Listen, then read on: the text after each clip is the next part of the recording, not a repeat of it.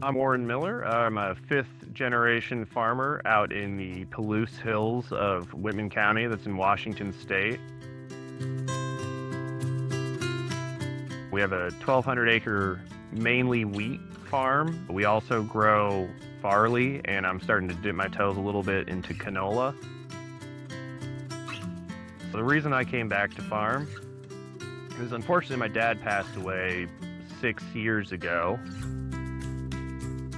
Growing up, we'd always kind of had a plan that my older brother was going to come back to farm.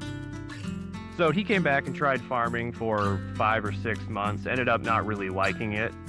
He was an engineer previously, so he wanted to go back to doing that. And I thought I would come back and give this farm a shot, because letting the farm go after 4 generations and not giving it a shot as a 5th generation farmer, I wouldn't have been able to do that and felt good about myself.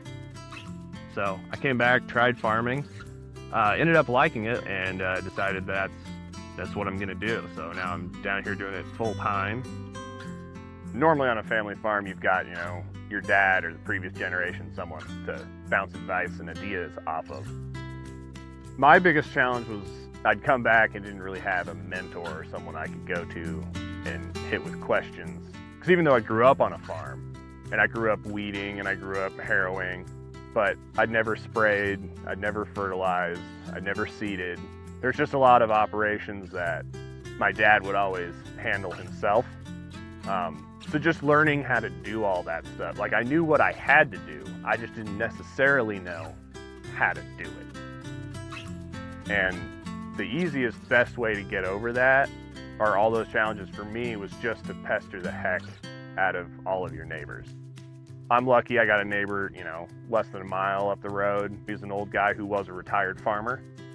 He could see all my fields, so came down and let me know, hey, you gotta do this at this time, So I disked, and he came by and said, hey, you probably need to harrow that. You're gonna, lose some moisture over the winter if you don't.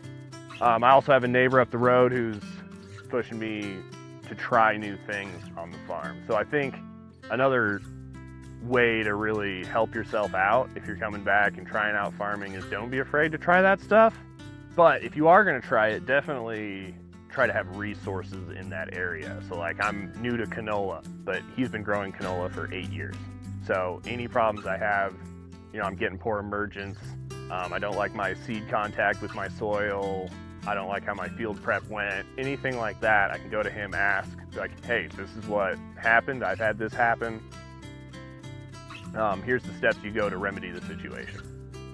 If you are coming back to farm, one thing I would highly recommend is estate planning, if you will. So one of the things that farms have been doing, you have 4 kids, one comes back to farm, has to buy the other 3 kids out of the farm. You're kind of rebuying the farm from your family, which that's how we used to do it, where, you buy the farm from your dad, that finances his retirement. By the time you get there, you sell it to your kid, that finances your retirement. But if you're splitting an 800 acre farm 5 ways, that's not much of anything for anyone. But if you had 800 acres for one of them, they would actually be able to make it. So I just encourage people to sit down with the generations that are going to farm, the people who are going to farm.